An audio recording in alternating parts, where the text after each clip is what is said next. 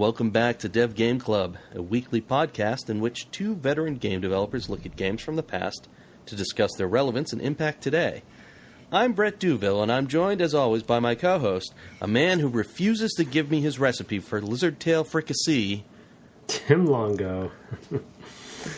I could really use that, man. I've eaten all those tails. So, yeah, I want to hear. Did you get all 77, however many? However many, I did get all the tails. Are you serious? I also got all the fruit, which also meant I got all the way up into that secret garden. You did? Oh, man.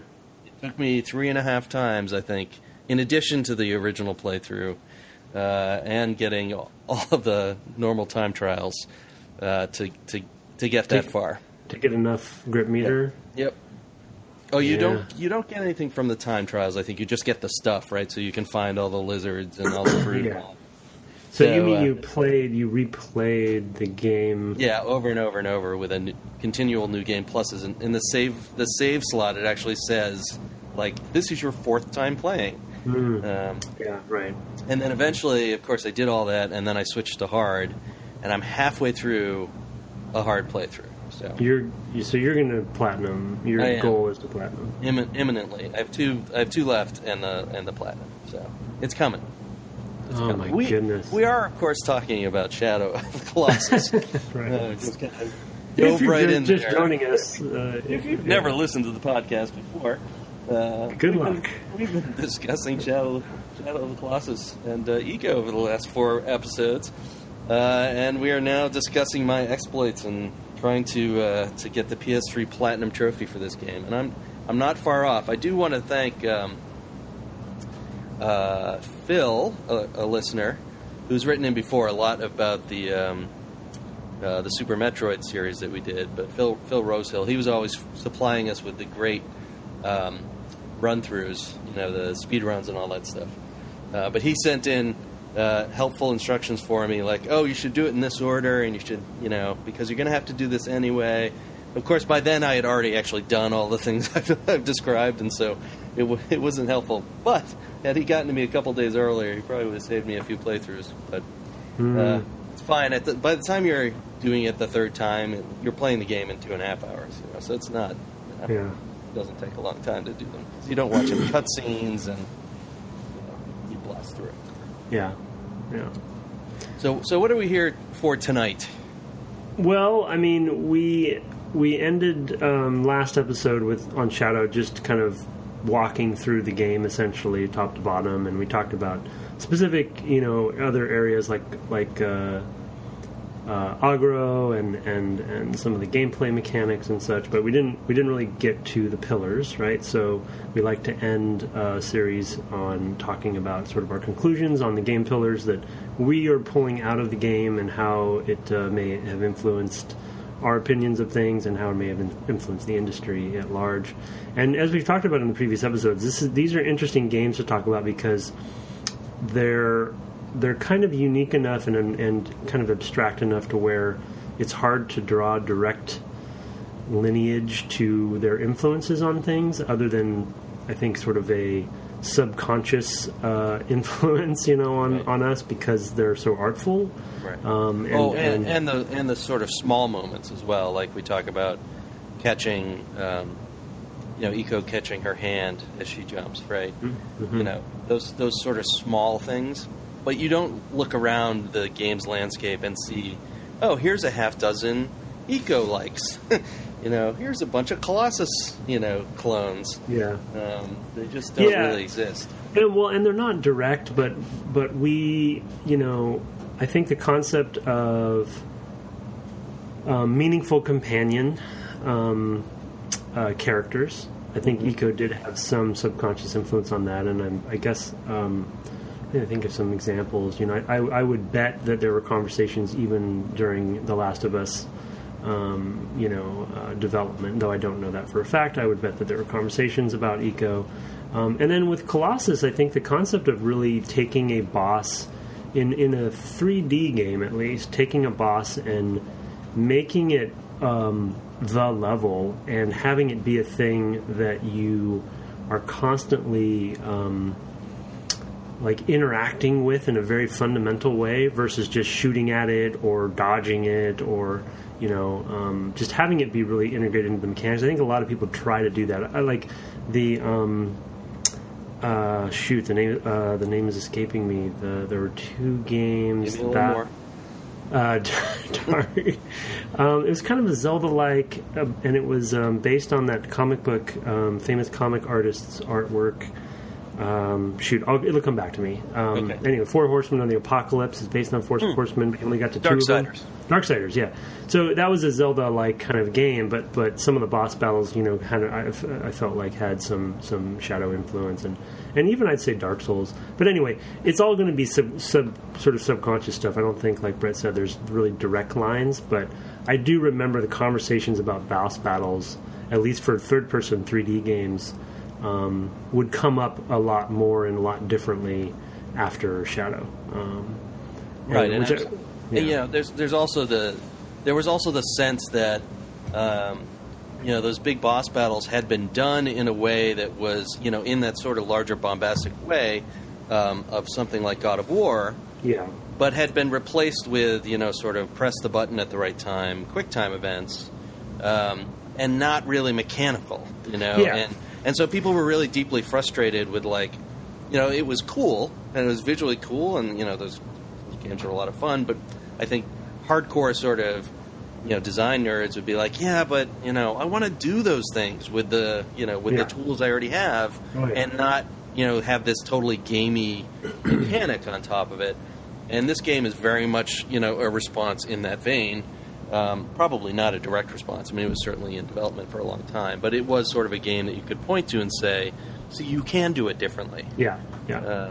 And I think as an industry, we have grown into a place where, there are a lot of studios out there that are very good at set pieces and the smoke and mirrors of building a big moment or a bombastic moment out of interactive content. But so much of it is often devoid of mechanical integration. God of War, I think, has is a good example of that because of the QuickTime stuff. But also, just like that's why I specifically mentioned 3D third-person action games, because God of War had fixed cameras and they were very crafted in the way that they would deliver a bombastic moment to you. And that is very exciting to play because it's so it really bombards your senses. Mm-hmm. But when you break it down from, like you said, from a gameplay perspective, if you were actually to sort of collapse it into a two-dimensional space, it's actually pretty simple. Right. And this one, I think we always admired its full integration of everything in there, where and again, not necessarily say it's a pillar, but I mentioned in a previous episode the convergence that they have with the grip meter and all of its meaning to mechanics and how much you use it, and its risk reward, and it just, as far as a mechanical design being so purely executed, that's definitely one of my takeaways. Yeah, for sure. I mean, you look at, you would probably describe yourself in a boss encounter in a lot of games. You would use verbs that sounded very exciting, like, oh, I jumped up along the side of its body, and then I used my blades, and I, dragged him down the back. And if you boiled that down, in a QuickTime event sort of situation, that would be, well, yeah, I hit this button, and then I hit this button, and I hit this button. I didn't, you didn't really do anything on the controller that directly connected. Whereas in Shadow of the Colossus, you can actually, the verb that you use, I climbed up its back, so that I could get to its head, and then I held on.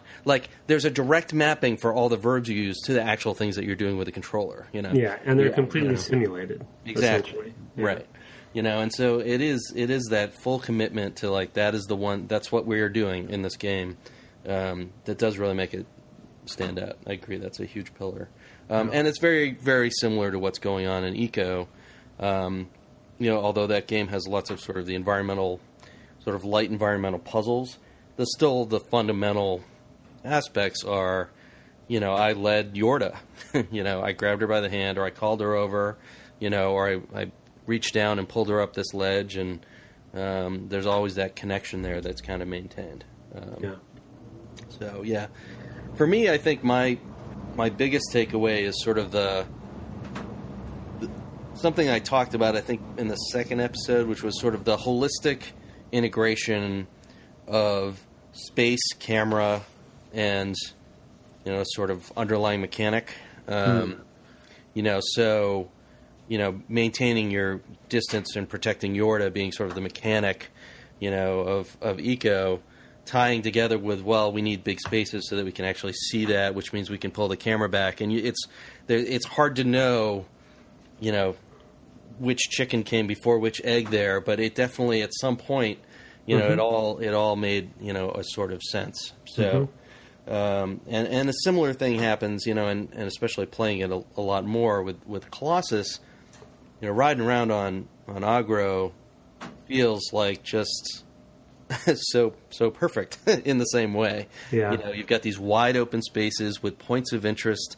Something we talked about last time was sort of how the camera might be picking up on these points of interest and shifting focus to kind of give you these great cinematic shots all the time.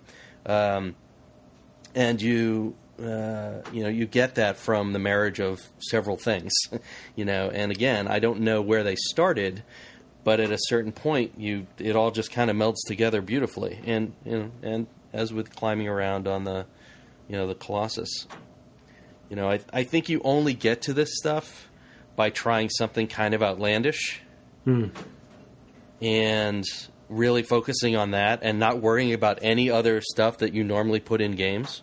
Yeah. So you start with, okay, we're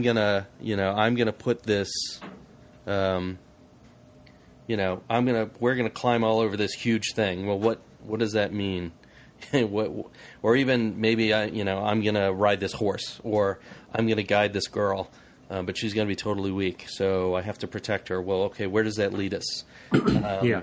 And those are questions that people were not asking, in 2001 and 2005. So yeah, I think related to that, I guess my interpretation of that sort of similar notion is kind of trying to think about it on the fly a little bit to refine it, but I feel like both games, and we'll talk about Last Guardian a little bit a bit later, but they're an exercise in discipline, and specifically meaning like the less is more mentality, or really focusing on minimalism in the overall direction and design, and even art direction visually. It's just like I don't know. I struggle with this because I've only worked on kind of big franchise stuff, and you feel like you have this responsibility to live up to those big franchises and think about it from a blockbuster mentality, and so you kind of want to cram a lot in there, and it's very hard to let go of things and not do certain things. And both of these games, whether it's just the sensibilities of the team or Ueda, or just all of their games have been like this, so it's ingrained in them in some way, but they're very disciplined with what they choose to go after. And to your point, like they choose unorthodox things to do, but then they just focus on those couple things and not, I think we see, since these games, we see a lot more of them, the journeys, the flowers, like, which I think whether they would admit it, were probably influenced by these games too. Yeah, but and I think the indie space has become very good at this as well. But I do believe these games pave the way for kind of giving developers the permission to have more discipline. And in fact, I believe for, I guess for the context, Shadow specifically actually did quite well monetarily. I think it sold more copies than they thought it was going to sell, and I don't think Ico did. But if I recall, we didn't get the numbers on that. But we didn't. But as I recall, it was basically impossible to find as well. Ico. Yeah, I don't think they expected it to sell well. No, it was. It had been a PlayStation 1 title. It was kind of a weird thing, and I remember seeing it at E3 actually, back in some corner before it came out. It was like in the corner of some Sony booth, and it was like, what is this thing? And it kind of rose up a little bit in the press. at that E3, but it was just very quietly launched. Yeah, but then they put more into Shadow of the Colossus. Actually, it's over 1 million. So that's for this game. That game, that's pretty good in that time. That was and it was coming out at the very end of a life cycle as well. So it was, it was not positioned well to do well. I mean, we came out with Republic Commando that year, and a large reason why Republic Commando had any multiplayer at all was because we couldn't, they were demanding it in the stores, because if it didn't have it, they weren't going to sell it to a certain degree, as I recall. So we were at that stage in the cycle where things had to have something, something the stores were basically demanding. You have to give, it has to have this. It had to have Xbox Live integration, I guess, was the big thing for that game. So we were already at the end of a life cycle where it's like, to stand out at all, for us to buy, your game, it's going to have to, check these boxes. So it would have, it was kind of a weird time. Ends and beginnings are weird times. Yeah, and I think, I think the flip side of that is the install base for PS2 at that point was quite large. So, people were coming out with stuff pretty late on the PlayStation just because it was such a big, install base, and they knew they would hit some. But this was an artsy enough game and weird to describe to somebody what it was about. Right. that it was a hard sell, but anyway, it did okay. And so it kind of got the word out there. But and I have to imagine that it justified its budget, because I think this team, they worked on a long time. It was a small team always. It doesn't seem that way watching the credits on the PS3, and I probably should have gone and dragged up an old save for the PS2. But that's really inflated by a lot of, and here we put it on the PS3 credits, which involves, and a huge amount of just like Sony people.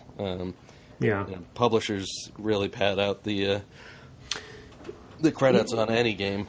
Even I watched the credits on the PS3, and they broke it up enough to where I think you can pretty much glean the core team versus the port team versus publishing, and it seemed like it was 40-ish people on that initial team.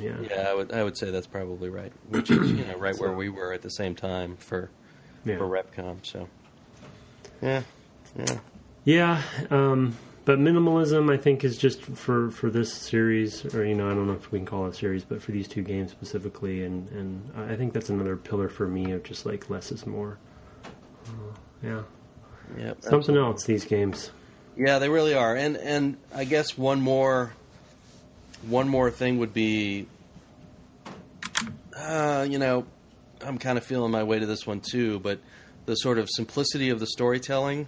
Yeah. Not trying to overdo it. Mystery and what's going on. Exactly. These games are haikus of storytelling. They're not trying to explain everything. They're kind of giving you the grace notes of what the story is, and letting you fill in an awful lot of details. And I think that's there's something to be said for that. And as we said, sort of somewhere in the discussion, I'm not a sort of person who really cares about lore and things like that. So I'd rather not have a lot of it shoved in my face or have to watch long cutscenes about it. Blasphemy. I know, it's terrible. But this one makes me curious, genuinely curious, and I end up wondering, like, what's going on here. Curiosity is a good word. Yeah, mystery and kind of that. Yeah, we struggle with it a lot, I think in stuff that I've worked on and how deep to go with that stuff. So I really relate to that. But I think related to your story point, too, the other thing that we talked some about that I think relates heavily to these two, and I'm gleaning that probably will be the case in Last Guardian, is they have these sort of universal themes that they keep coming back to as well, sort of like sacrifice, companionship, sort of the cyclical nature of things, right? Yeah, good one. The shadow, dark and light, so and they're consistent within, even though these two games don't seem to be directly connected, other than maybe they're in the same world. It feels like there's some cohesive background lore that they've established. I bet you they haven't, but it seems like they have. But it seems like they have, right? Like at the very least, he's going back to the same well. Yeah. These are clearly the things that he cares about. Yeah, and it doesn't seem inconsistent. Like the fact that they say that in Shadow that he has the power sword or the whatever, the sacred sword, and then it looks like the queen sword shape in Ico, right? Like you can connect it, but you don't need to, Right. And the shadow figures are shadowy, but they're not exactly the same shape as they are in both games. But you can imagine maybe they're coming from the same shadow realm, and right. So I,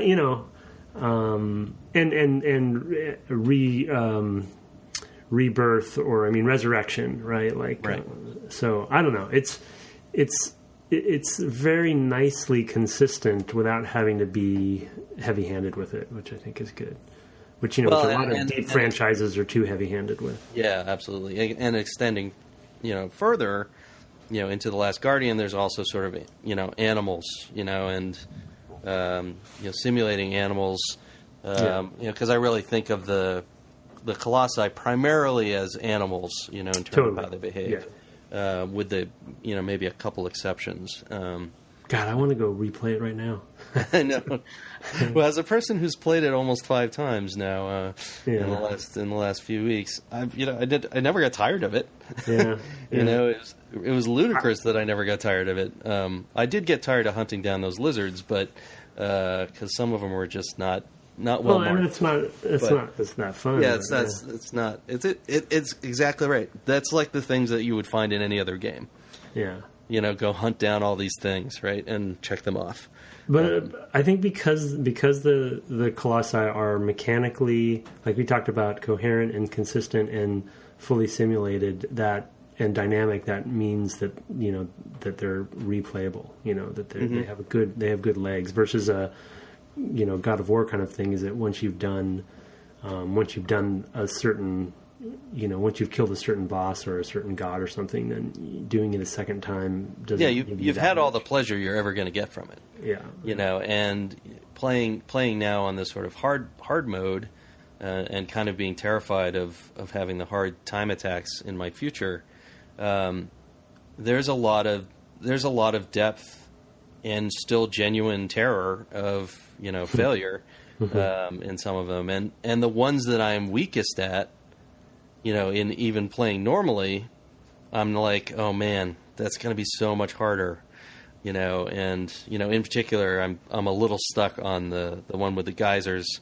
Use the geyser tip it over. That is very difficult to do because you have very little health and very little grip strength in the hard mode, and I kept getting it, and then I'd get up there and I'd get nervous and I'd end up falling off. And I'd be like, no, I got to try to do that again. Yeah. And it's amazing that after having played it, 4.5 times already or whatever, that I'm still having those moments like, oh man, I can't believe I just did that and I have to do that again. Yeah. That it still has that level of challenge. So. Yeah, we talked about that. I think that is one of the tricky things with what they have chosen to do with these 3 games, and I'm starting to see a little bit of this at Last Guardian, is that because they have chosen to simulate artificial life in the ways that they have, it means, I guess we did talk about this in previous episodes, but there's that unpredictable aspects of that stuff that the player will never have control over because they're trying to simulate an artificial intelligence, and that can be... It's definitely terrifying and frightening, but it can be frustrating as well. So it's a valiant thing to do, and they definitely have done it better than most anyone. But it does come at some risk. Yeah, well, and it can pay off though, and it can pay off in frustration. Yeah, high highs. But there are times where you do a thing that you're like, oh man, I can't believe I just did that. It's like, I don't know. It's like Mr. Incredible. Like, I just uncracked my back. Yeah, I had a moment like that with Last Guardian. I'll talk about. Oh, okay, yeah, great. Yeah, no, I definitely. I'm sure you playing. did. I had moments in these replays where I take the momentum of something, kind of shrugging its shoulders or whatever, and use that to toss me totally across the body to where I needed to go. And it just, when it worked, it was just so great, and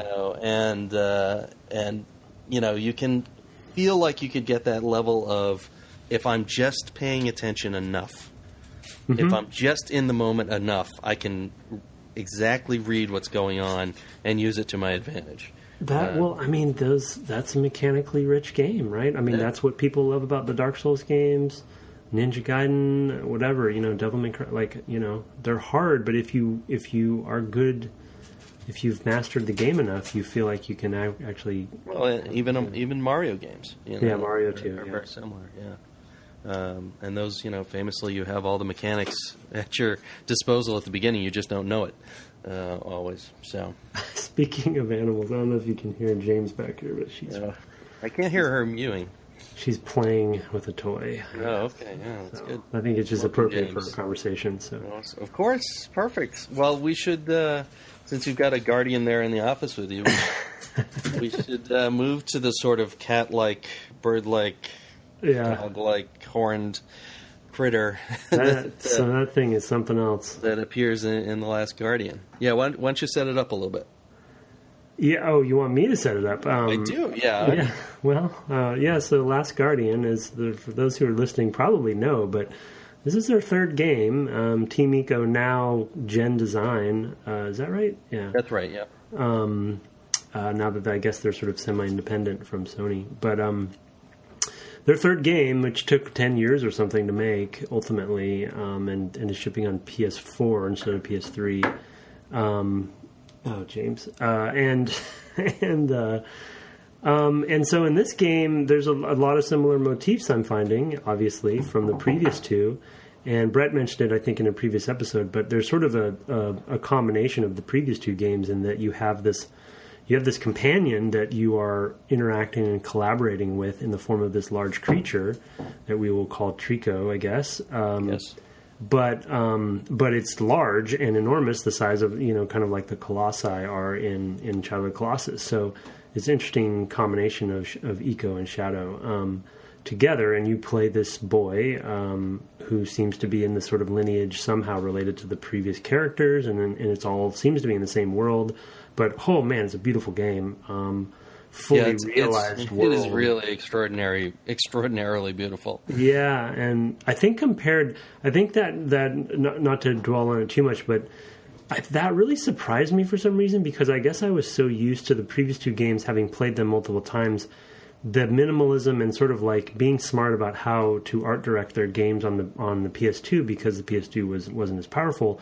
I guess I thought they would be way more stylized in this one as well. But other than the kid himself, which is an interesting choice, they kind of went cel shaded with him. Yeah, he is he stands out that way.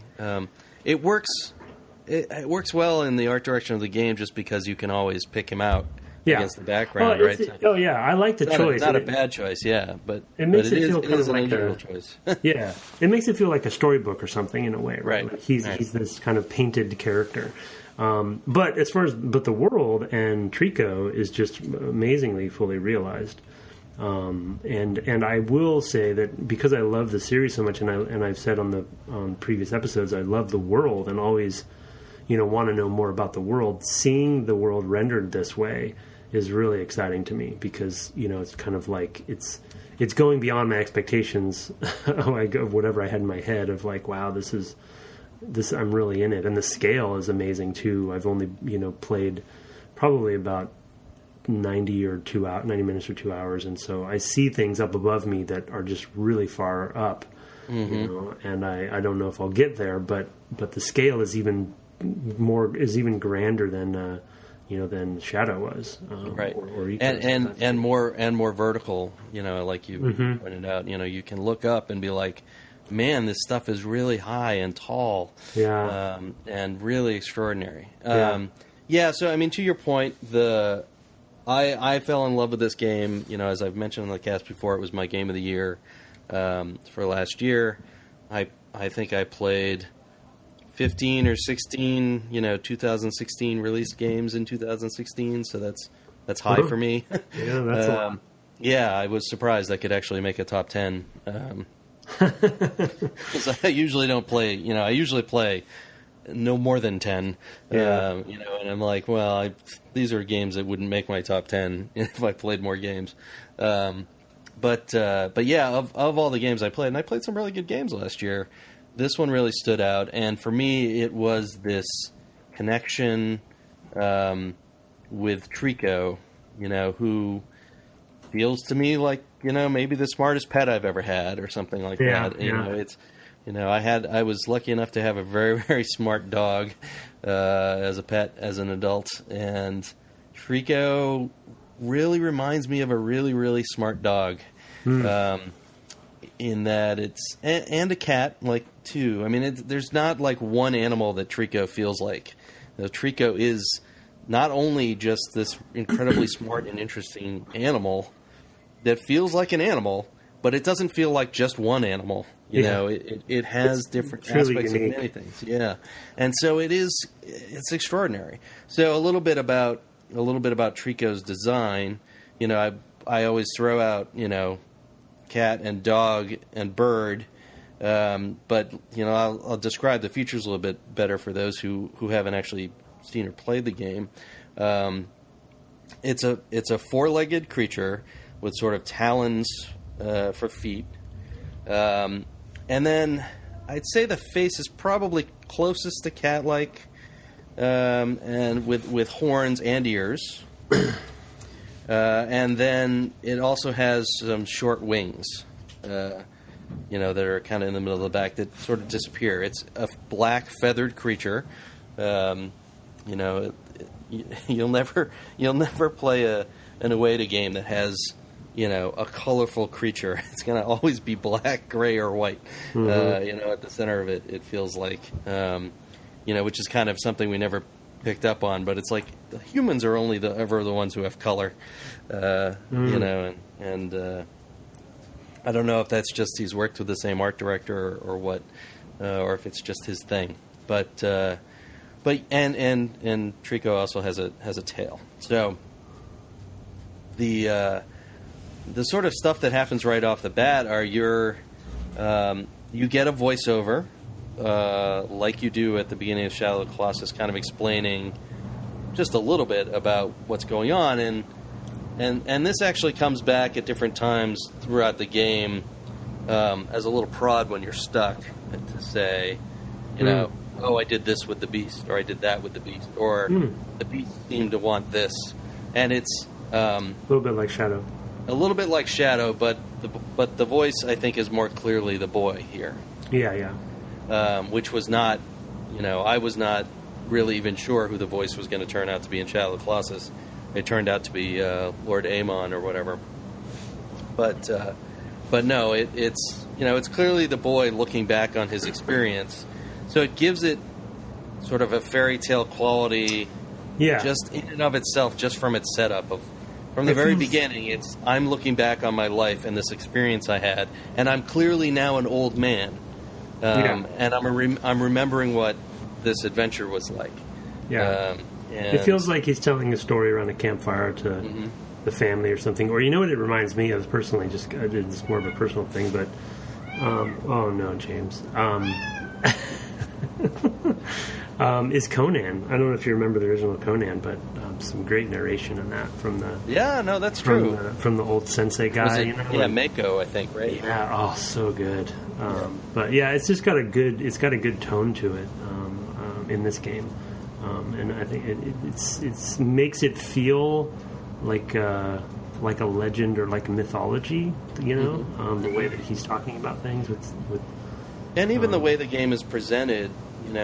There's I guess the loading screen maybe at the beginning goes from like different pictures of different mythological beasts. So it's kind of like panning across these maybe archival books or something like that where people have collected these legends, like a bestiary or something like that. And so you've got, bits of, this thing or the other thing. So it's pretty great. Yeah, your mic went dead there. I was okay, like, what happened? Sorry. I had to deal with my Guardian. Your Guardian was... or wait, I don't know. Maybe I'm not... Maybe Trico's not the Guardian. I don't know who the Guardian is yet. But don't answer that. No, I'm not gonna.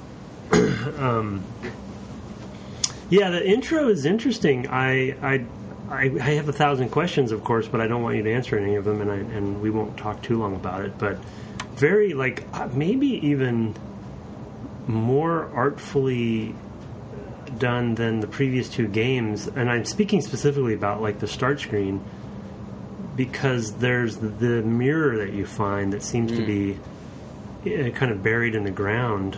Mm-hmm. But then there's some children laughing, and you see the shadow.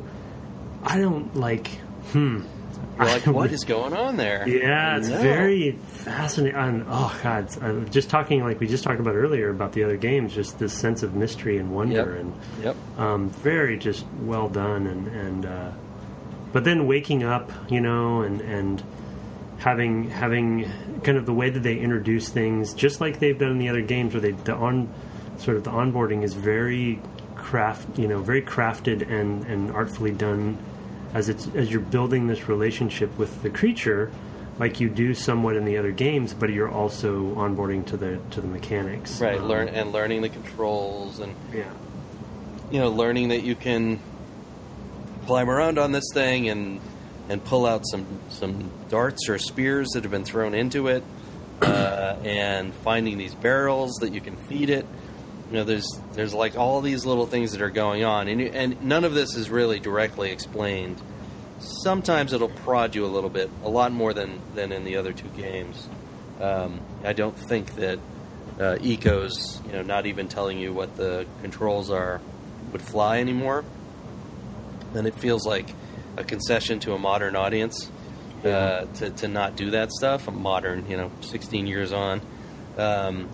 But it does feel like a sort of a concession to, more modern game development styles to sort of tell you a little bit more, And in fact, I think, I don't know if there's a mode to turn off the sort of controller hints that come up from time to time, but I almost wish they weren't there altogether. I find them distracting. Yeah, pretty jarring. Yeah. They literally put up the controller on the side and say, here, this and this are what you use to do that. And it just doesn't feel of a piece with the other games. But, nothing... there was very little after the first, I don't know, hour and a half or 2 hours of this game. Have you... there's a place where there's a kind of a big jump. I won't say anything more than that.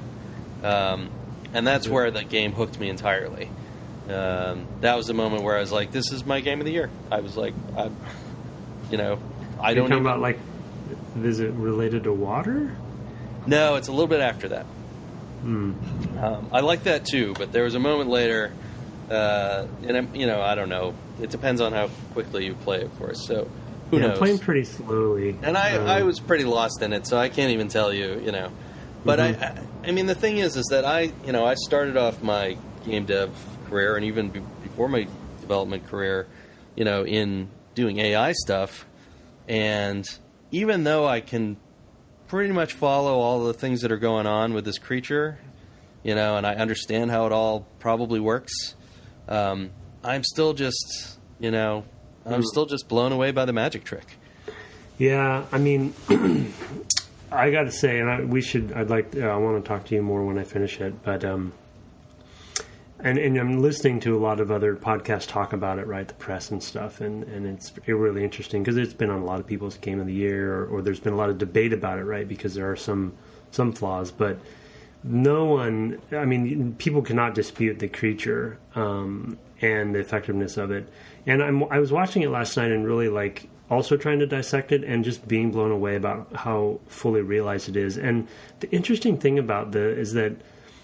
I haven't obviously built a creature like this before, but there is a lot that goes into making that work. And you can, even just on the animations and the animation systems that would have to be in place for that to work. So I understand how it took them so long. But it's so fully realized that I don't think a general player would appreciate that. The gravity of the difficulty of it. And the thing about these sorts of creatures in any game is you only notice when they're not working. Right. When they're working, you're like, oh yeah, that looks fine. Yeah, that's fine. Yeah, that looks pretty good. Yeah. Because it's like, yeah, that looks like a cat. Of course it does. But it's like, no, that is actually very difficult to do. Extremely difficult. Yeah. There's so much going on that, yeah. I mean, you'll just like, you're never. It's gonna never stop surprising you that way. Yeah, I bet. There's just one little example, like in the water section, which is pretty early, so I'm not really spoiling much. But I threw one of the barrels into the water, and it missed it, didn't catch it in its mouth, and it fell into the water.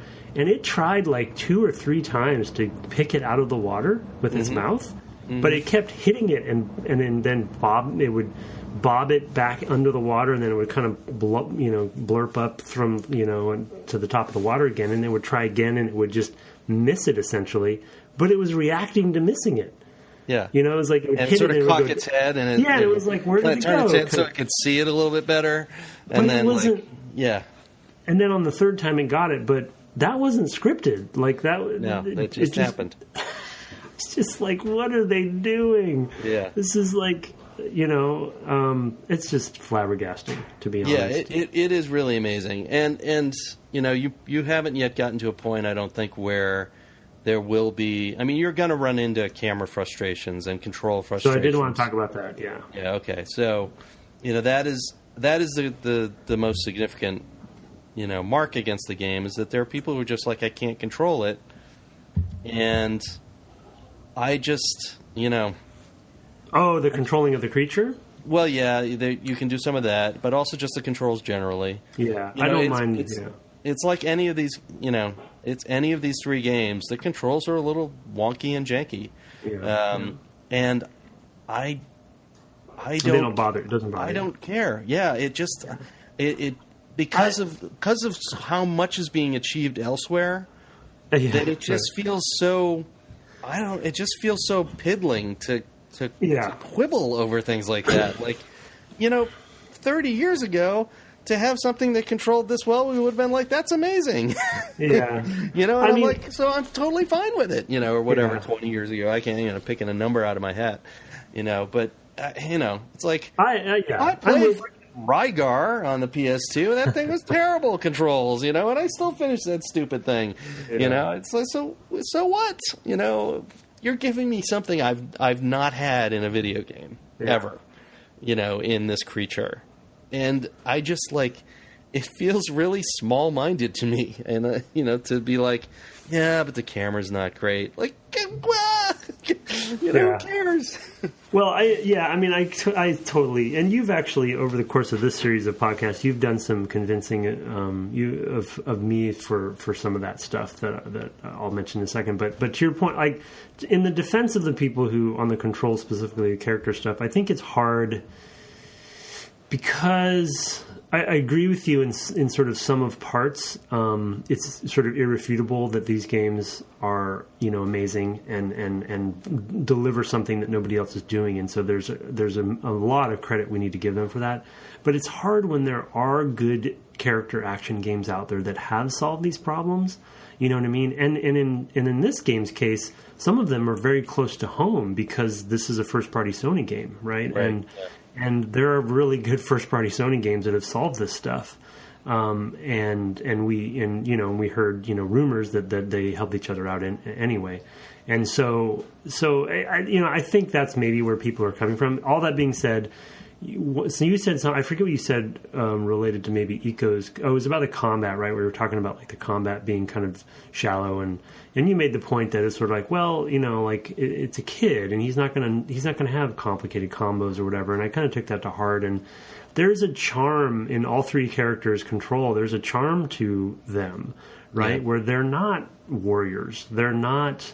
Even Wander, I don't think, is a warrior, right? Right. I think he feels more like a squire in the old... Yeah, he's out of place. Old sort of knighthood sense. He's a fish out of water, right? Like, he's doing something for his friend. This is more than he knows how to do. Yeah. But he's doing it anyway. He's out of his depth. And I think that's where the controls and even the animation style fits for me, and I kind of get over it, in that regard. The thing that I have a hard time with, specifically with this game so far, with Last Guardian, that really bums me out, is I'm disappointed in the camera because the creature is so amazing, and there are times when it's doing something that I can't even get the camera to look at it. Yeah. You know what I mean? And like it's the camera is actually, I feel like, fighting the core. One of the core tenets and pillars of the game is the creature, and it actually.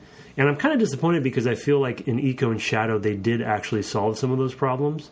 Right. The way that it frames the Colossi when you're fighting them, and they had a button devoted to that, and all. I kept looking for a button that was devoted to focusing on Trico, but there isn't one that I can find. Yeah, and I think where that's coming from, unfortunately, is I think that a lot of the world design is really driving that. In that, and you'll find this even more so as you go on, that there will be a lot of places where it's really cool to be having this creature, navigate through tight spaces that feel large to you but are tight for this creature because of your difference in scales. Yeah. And it looks great and it's amazing. And, as we've talked about, there was in these other games, there was a holism, of these different pieces. They just all played well together. And here, I think they broke that. I think there's some misalignment of that, yeah. Yep, I think they've gone too far with the constricting spaces, or letting the kid get too far away, so that it makes hard to frame the camera in that way. Like, I mean, with the Colossus, well, of course you can always frame it pretty well because you've got these huge open spaces, and the kid's right on the Colossus. Yeah, right. So you can always look at and get something interesting there. Well, and I think that's the camera to do it. Yeah, sorry to interrupt, but I think that is the convergence of those goals, right? And those systems and mechanics all working really well together, and I think people have been reductive to the point where they're saying, this is, and which I think is appropriate. It's not an inappropriate reduction, but this is this is Ico meets Shadow, and because you have a big companion and all that stuff, and in concept, on paper, I think that's a really cool concept for sure, and I get it, and I can tell the game's going to be amazing for me. However, there's sort of like that. It's that Jurassic Park quote that I always quote. It's sort of like they're so worried about whether they could do something, they didn't think about whether they should do something. Mm-hmm. And when you do combine Ico and Shadow together, the level design of those two games is very different, right? Mm-hmm. Shadow was about open spaces and allowing these big open spaces to house these creatures, and so the camera could come with it. And Ico was the opposite, right? It was about these two smaller characters and these big spaces, and the cameras could be much more crafted.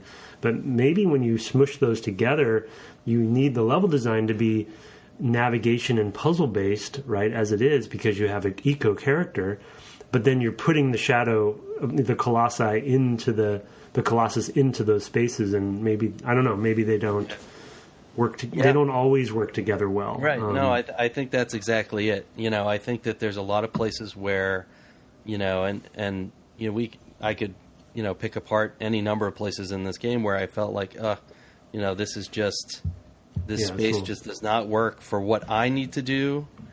Or what I need to do with the creature, or, that it just becomes very difficult to get those things to happen.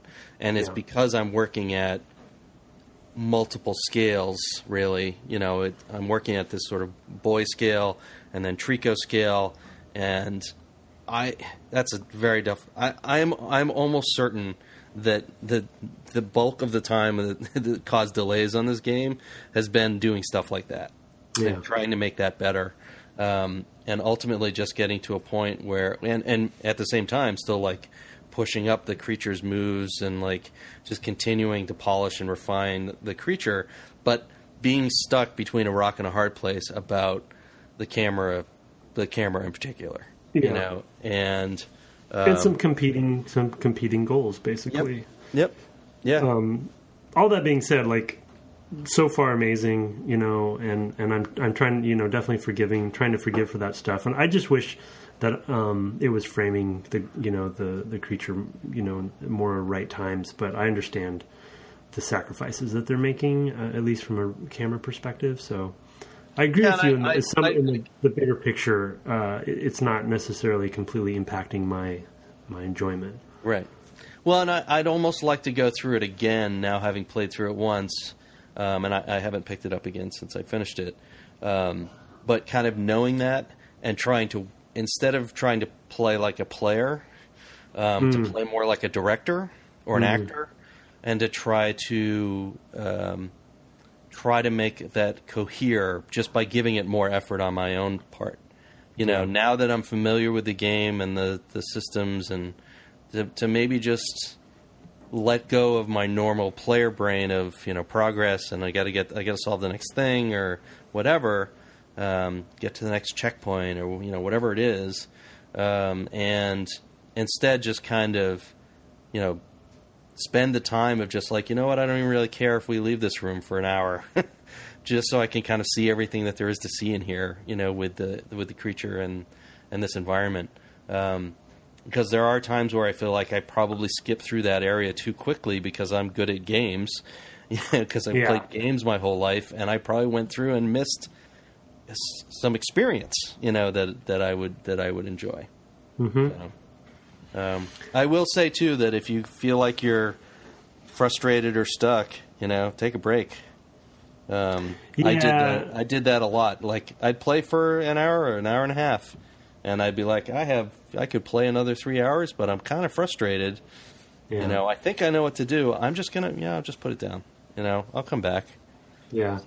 Yeah, and I haven't felt that yet. I've been making some steady progress, and just kind of watching Trico and we were, I was playing for the podcast, so I was trying to be thoughtful about the progress too. But it's just the creature is incredible. I mean, the level design has been simple for so far, so there hasn't been much, but the world realization seems really interesting. And I have, some predictions I won't get into for spoilers or whatever, but like, I have some thoughts about some previous comments you made about who's who and some things they probably don't tell you, but we could speculate about, which is cool. And it's very interesting. Like the symbols on, like the tattoos, which also, by the way, reminded me of Conan for a weird reason. But and just when I've died once, or even when you're waking up, I think at the beginning of the game, and there's that sort of like those symbols,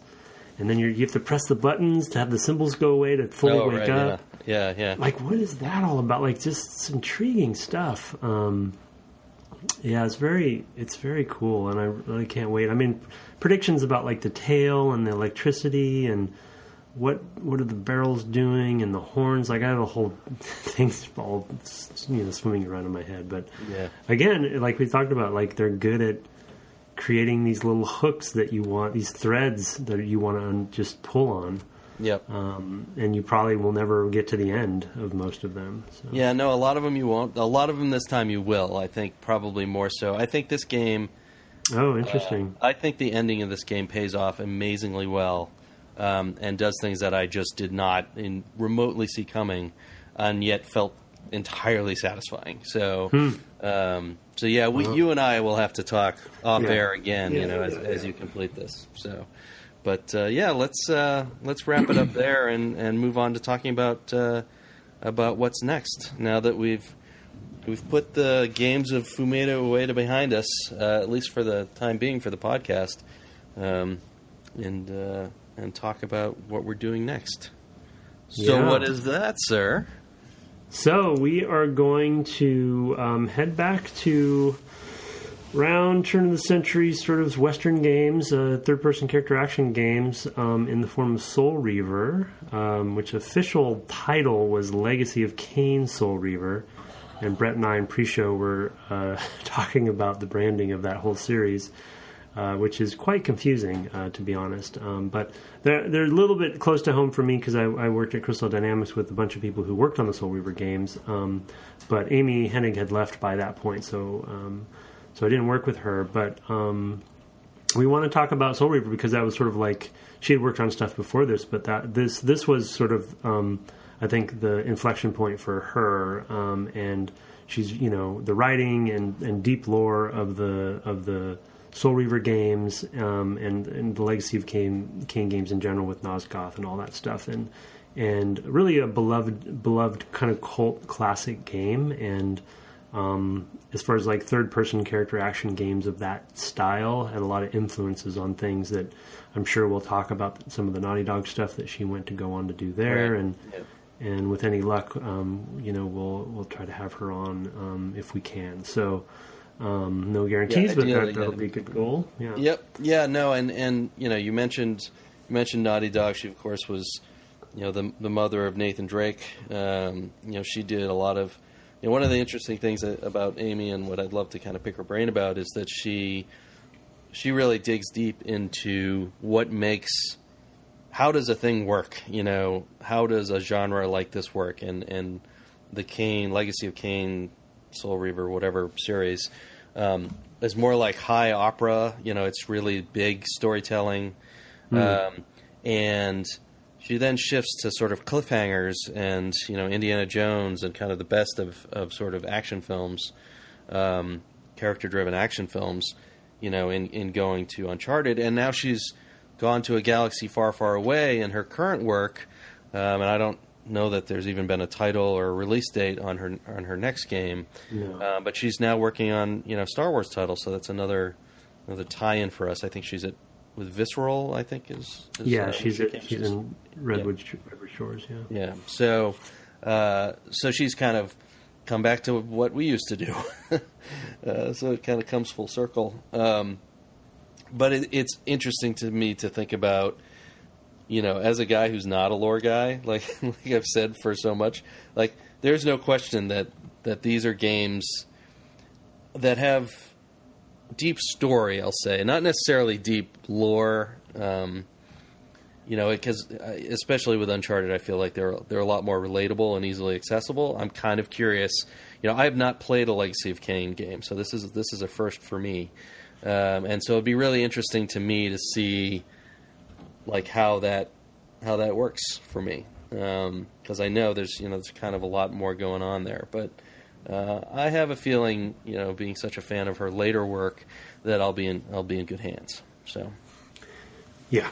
So it'll be an interesting one, for sure. It's, with no pun intended, there's also a legacy. The Soul Reaver and Legacy of Kane games ended up being the foundation for the Tomb Raider stuff once Crystal took over that series, right? The same engine and right, kind of built upon that stuff. So some of that stuff is still, in probably around. Very much present. Yeah, so that's the bread and butter of that studio, the third-person action game. So yeah, what I will say is I don't actually have like a walkthrough in front of me or anything like that, and I'm going to try to play it blind. So I might have Tim try to guide us a little bit more. But let's aim for no more than a couple of hours of stuff. We'll try to put something out on Twitter. At Dev Game Club, kind of letting you know where to play to, and I'll add it on the website as well at devgameclub.com. I have always been putting up a what we're playing and a what we've played sort of section, and it just kind of says this is where we are right now and lets you know. So you can find that stuff there, and as soon as we put it out on Twitter, I'll also archive it there. So great, so that you know what we're looking to play through. But since the first episode, we generally try to talk about setting it in its time and relevance and things like that. We will, we're probably not going to play much more than a couple hours. I wouldn't think so. Okay. Yeah. All right. Well, we didn't have any new feedback or reviews this week, so I wanted to, re-encourage folks. We love to read reviews through iTunes or whatever. If you put them on Google Play, just sort of send me email at devgameclub@gmail.com, so I know where to find them. We love to read that stuff on the air and respond if there are questions or comments as well. that email address, devgameclub@gmail.com, is great to give us feedback on what we're playing, or what we should play, what or your own reactions to these games, returning to them or playing them for the first time. So it's great to hear from people that way. And the reviews are a great way for us to reach new listeners. So we encourage you to dive in and take a few minutes to write something on iTunes. It's not just fun for us to read it, but it also does help us reach new ears. And if you don't have time for that, maybe tell a friend. So we're just trying to grow that audience a little bit, and it makes it a lot easier to get guests and stuff when we can say, oh, we've got 20,000 people listening. we don't have 20,000 people, but if we did, they'd be beating down the door to come talk to us. Yeah. So. I mean, I have this. I don't know how we've done it, frankly, other than Japanese and Eastern developers. We haven't had good luck there, but I'm pretty impressed with our guests so far. We've done very well. Good, yeah. But yes, they're I mean, always. Well, I mean, one of the things about game development, though, is of course we all just love to talk to each other about game development. Yeah. So it does make it that much easier. And Tim and I have been around for a long time. It's a relatively small. Yeah, and so we tend to know. If we don't know the person, we probably know somebody who knows the person. Yeah. That was how we got Tim Kaine, for example. So anyway, that's it for us for tonight. And in the meantime, I guess you can find me at Brett_Duville on Twitter, and him at Tim Longo Jr. with a JR in the end. And we will talk to you next week. Good night. Good night.